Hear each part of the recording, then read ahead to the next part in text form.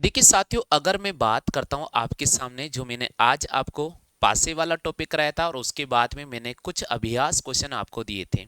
उन्हीं अभ्यास क्वेश्चन का मैं सॉल्यूशन आपके सामने लेकर आ गया हूं और इस वीडियो को आप शुरू से लेकर अंत तक अवश्य देखिएगा, तो ही आपको ये क्वेश्चन अच्छी तरह से समझ में आएंगे।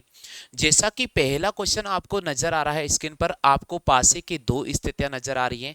पहले में अंक दे रखे हैं एक तीन, सॉरी चार, तीन और पांच, और दूसरे पासे में अंक दे रखे हैं एक, पांच और तीन। अब हमें पूछा है अंक चार का विपरीत क्या होगा। अब हम इस सवाल का जवाब कैसे देंगे वो थोड़ा सा आपको समझना पड़ेगा। जब भी आपको पासे की दो स्थितियां दे रखी हैं और उसमें आपको दो अंक उभयनिष्ठ नजर आ रहे हैं, तो हमने यहां देखा कि यहां तीन और पांच उभयनिष्ठ हैं और हमने देखा यहां तीन और पांच उभयनिष्ठ हैं। तो हमने ये देखा कि जब पासे की दो स्थितियां हैं और उसमें तीन और पांच उभयनिष्ठ हैं, तो बचा कौन, एक और चार। तो आपसे पूछा है अंक एक का विपरीत क्या होगा, तो अंक एक का विपरीत चार होगा और अंक चार का विपरीत क्या होगा, एक होगा। तो हमें यहां पर ए ऑप्शन को राइट करना होगा। कौन सा ऑप्शन को राइट करना होगा, ए ऑप्शन को राइट करना होगा, यानी यहां पर हम ए ऑप्शन को बिल्कुल राइट करेंगे। ठीक है, चलो आगे चलते हैं अपन क्वेश्चन नंबर टू पे। अब देखिए क्वेश्चन नंबर हमारा टू क्या है, इसको भी हम ध्यान से पढ़ लेते हैं। क्वेश्चन नंबर टू हमें पासा दे रखा है और पासे के वापस हमें दो स्थितियां नजर आ रही हैं। तो पासे की दो स्थितियों को अगर हम ध्यान से देखते हैं तो यहां पर अंक एक, छह और तीन नजर आ रहा है, जबकि दूसरे की बात करते हैं तो दो, पांच और तीन नजर आ रहा है। फिर हमने अपना एक एनालाइज किया और एनालाइज करने के बाद हमने ये देखा कि यहां पर कहीं न कहीं आपको जो सतह तीन नजर आ रही है वो उभयनिष्ठ नजर आ रही है। क्या नजर आ रही है, उभयनिष्ठ नजर आ रही है। तो जब पासे की दो स्थितियां अगर आपको दे रखी हैं और दोनों में अगर एक सतह अगर उभयनिष्ठ है, तो उस स्थिति में हम घड़ी का नियम लगाएंगे। कौन सा नियम लगाएंगे, घड़ी का नियम लगाएंगे। घड़ी के नियम से हम आगे बढ़ेंगे तो यहां पर पांच आएगा और घड़ी के नियम से यहां पर भी आगे जाएंगे तो हमारे पास आएगा, बस उस अंक से आगे बढ़ना है जो उभयनिष्ठ सतह है। तो यहां तीन से आगे बढ़ने पर छह और तीन से आगे बढ़ने पर पांच, यानी पांच का विपरीत क्या हो जाएगा, पांच का विपरीत तो छह हो जाएगा। अब बचा क्या हमारे पास में, अब हमारे पास में एक और दो बचा। क्या बचा, एक और दो बचा है। तो अंक एक का विपरीत क्या हो जाएगा, अंक एक का विपरीत दो हो जाएगा। आपसे पूछा अंक दो का विपरीत क्या होगा, तो अंक दो का विपरीत हमारे पास एक हो जाएगा।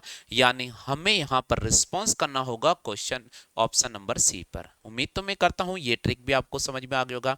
चलिए इसी प्रकार चर्चा में हम आगे चलते हैं क्वेश्चन नंबर थ्री पर। अब क्वेश्चन नंबर थ्री को आप ध्यान से देख सकते हैं, इसमें भी आपको पासे की दो स्थितियां नजर आ रही है। इसमें जब आपको पासे की दो स्थितियां नजर आ रही है तो अब हम ऐसे प्रश्नों को कैसे सॉल्व करेंगे, यहां देखिएगा। यहां पर भी आपको यही लॉजिक लगाना है, छह, दो और तीन, यहां पर देखा एक, चार और दो। तो हमने देखा कि यहां पर वापस जो उभयनिष्ठ सत्य नजर आ रही है वो हमें दो नजर आ रही है। अब हम क्या करेंगे, घड़ी की दिशा में आगे बढ़ेंगे। तो घड़ी की दिशा में आगे बढ़ने पर कौन आ रहा है, छह, और घड़ी की दिशा में आगे बढ़ने पर कौन आ रहा है, चार। इसका मतलब छह का विपरीत तो क्या हो जाएगा, चार हो जाएगा। क्या हो जाएगा, चार हो जाएगा। अब दुनिया में कौन बचा, एक और तीन बचा यहां पर, तो तीन का विपरीत क्या होगा, एक होगा। अब सुनिएगा, अब आपसे तो पूछा है कि अंक पांच का विपरीत कौन होगा। अब आप सुनिएगा, गिनती लिख लो आप एक से लेकर एक, दो, तीन, चार, पांच और छह। आपको छह और चार नजर आ रहा है, ये विपरीत मिला दिया।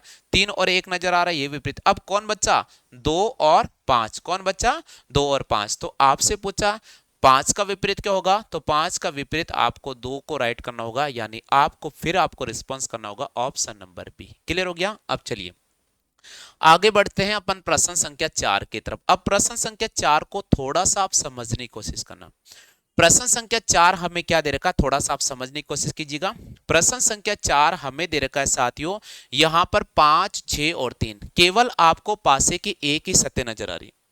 केवल आपको पासे की कितने सत्य नजर आ रही है, एक ही सत्य नजर आ रही है। जब पासे की एक ही सत्य नजर आ रही है तो आपको या तो मानक पासा देखना होगा या आपको साधारण पासा देखना होगा, या तो मानक पासा या आपको साधारण पासा। तो हमने देखा कि भाई इनके निकटवर्ती सतह के अंकों का योग करते हैं तो 11, छह में तीन जोड़ते हैं तो 9, और 5 में 3 जोड़ते हैं तो हमने देखा 8 आ रहा है। किसी भी सतह के अंकों का योग 7 नहीं आ रहा है, तो 7 नहीं आ रहा है तो पासा मानक पासा है, और मानक पासे में विपरीत निकालना, 7 में से आप घटा दो।